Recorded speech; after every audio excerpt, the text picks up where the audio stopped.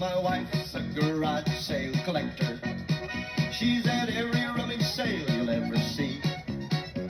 She buys the clothes and never stops to check them. She just bags them up and brings them home to me. Hello everyone, welcome to my channel. It's Clay's Collections, and I know it's been a while, but we're back. Been traveling a lot, so it's kind of nice to be back home. And while we were traveling, Cindy and I traveled out to Nebraska to see my mom, and then to Denver, and then back, and all that. And of course, we stopped at a few thrift stores on our way through. So I have some stuff that we picked up there, a little bit of footage from our visit to the stores, and some other items I'm going to drop on in here in this video. So it'll be a kind of a collage of different items as we go through today. So I hope you look forward to it. I do. It was a lot of fun stuff. So it was a great trip, great time visiting family and friends. I'm trying not to trip on something. Anyway, so yeah, and found some fantastic finds. So let's just hop right into it before we get too far. And I'm going to insert a picture of the one item because I didn't bring it here because I already took that as the pink elephant, and it's a very large item. And if you follow my Instagram, you would have seen me post on there a short video of finding this amazing item at a small thrift store in Imperial, Nebraska. It's one of our favorite stores. We always find great stuff there. And this actually was also found not at the same thrift store, but in Imperial at a different thrift store. And this is an Aladdin thermos.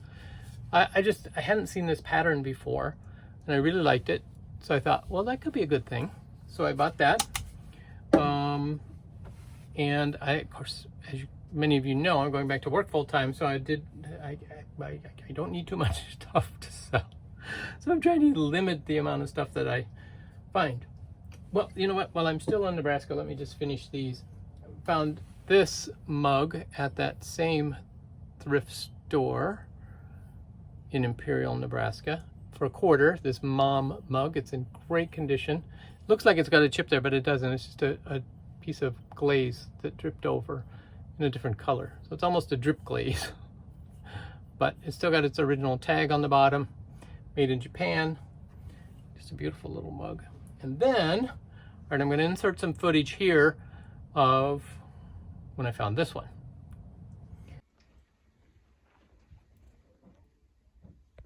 Yep, that's right. We found, this Pyrex dish with the original stand still. It's a chrome stand in beautiful condition. This particular dish is in great condition, with the exception the lid does have one chip on it. But for $6.75, I definitely grabbed it. Beautiful Pyrex piece with this. I couldn't find any with the stand, but the lid and the dish run around $40 for this particular design. This is the gold, which of course some people don't like because you can't microwave it, but it's still a beautiful piece of servingware. So for $6.75, couldn't beat that. All right, now here's the big piece. I'll insert a picture now of the big piece that I found. And yeah, it's great.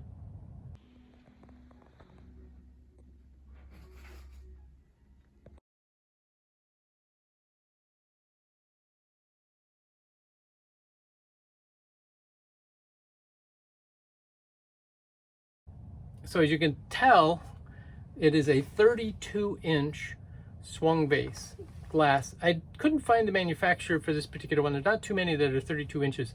I did find some with a similar design on it, but they never said who the manufacturer was. So if you guys know who the manufacturer of this particular piece is, please let me know in the comments. That would be great. So yeah, so that was an amazing piece. $11.75. This thrift store likes 75 cents. So a lot of things are 75 cents rather than 99 or 50 or whatever, and that's okay. It's all good. But when we started our trip, we had to run to another town. Long story, but anyway, I had to stop at another town on our way out of town. And when we did, we happened to see a garage sale sign. So end of October garage sale, we're gonna stop. And it turned out it was at a house of someone that we knew. She had a former vintage store, which she had closed a good number of years ago. But they were liquidating, selling their house, and moving permanently, I think, down to Florida or whatever. So she was selling a lot of awesome stuff at incredible prices. One of the things I picked up was this tiny pottery bud vase, I would say, although there was a remnant of a cork in it, so not exactly sure, but it was made in France. You can't really read the manufacturer because it's stamped over with another code, but for $1, I couldn't pass it up. Beautiful little design on it. And then also picked up this Red Wing pottery with the apple and the pear and flowers on it. Little gravy boat. Does have a couple chips right on the end. And again, for $1. Because we're in Minnesota, Red Wing pottery is made in Red Wing, Minnesota. So it's not too far away. And so yeah, it's right down there. So that's what we did. And then she had books for a quarter each. So for $1. I paid $1 for all of these. This one, The Cat of Bubastis, is actually the one that's of the most value. Somebody decided to try their stamp out on the back, so that isn't very helpful. But for $1, I couldn't pass it up. This is a Tale of Ancient Egypt, and it was published in, for those who may be interested, did this even have a date in it? I can't remember. It's not on the back of the title page, which is where typically if you're looking for a date on a book, you look on the back of this is the title page where it gives the title and the author, that information, and the publisher. But it's not always there. That's just the typical place where they put it, if they put it in a book. And this one apparently does not have. Oh, that's right. I looked all over for this one and could not find it. But I'm assuming this is early 1900s publication based on the graphics of the book. Young Eagles is another one I picked up. Harrison Patton. 1912. This one's in great condition with the exception of the spine having some water damage. And Clementine in the Kitchen. What's interesting about this one, it is a story book. First I kind of thought it was a cookbook, but it's really a storybook about food. So, and Aunt Margaret, it belongs to Aunt Margaret. This book was from 1943. Published in cooperation with Gourmet Magazine. There you go. Did you know Gourmet Magazine was that old? Yep. And then The Strange Death of President Harding. This one I actually picked up for me because I thought it'd be an interesting title. This one is missing a few pages, but I thought, oh, it'd be interesting to read this. 1930. Yeah, 6th printing. You can tell many times it'll say in the beginning of a book, first printing, second printing, blah, blah, blah. So it's a first edition, but it's the 6th printing of the first edition. So, and it's like a $10 book. But for $1 each, you can't really go wrong. Because like I said, even if they're not name brand titles, you can always take and put a collection of them together in similar colors or sizes and sell them. Like I'll sell 4 or 5 together, tied together as a lot for decor, because people will buy old books for decor. Oh yeah, I forgot about this one. Also found she had quite a bit of uranium glass. I picked up this sugar bowl. I don't know if you can see, but it does glow for $1. So that's a no-brainer. 3-footed, beautiful sugar bowl. Just has a few flea bites along the edge, but no chips or cracks.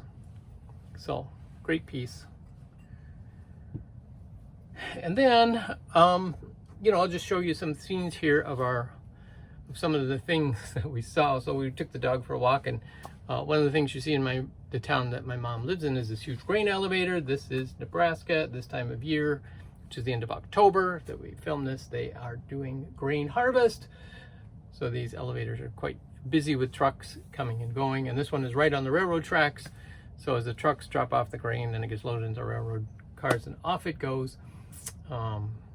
And that's the kind of stuff you don't really see, knowing, you know, unless you're in the farm country, you don't see where our food and how our food gets transported back and forth. So I thought that was kind of a fun little display of items, you know, local interest, if you will. So that was fun. And I do have more stuff that I'll show in another haul. We went to the Goodwill bins in Denver, and we walked out without buying a thing. But I do have a little bit of footage from there. So I'll include that in the other video. So stay tuned for that. Thank you guys so much for watching. We'll catch you next time.